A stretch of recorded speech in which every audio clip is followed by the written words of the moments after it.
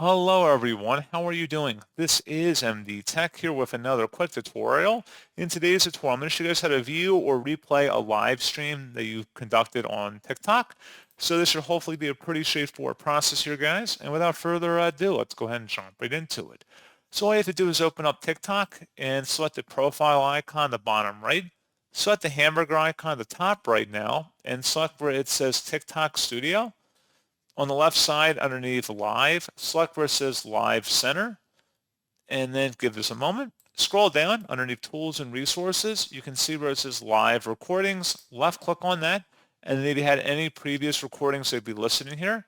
And the recordings are saved for 30 days. So anything older than that would be automatically deleted. And that's pretty much it. So as always, thank you guys for watching this brief tutorial. I do hope I was able to help you out, and I do look forward to catching you all in the next tutorial. Goodbye.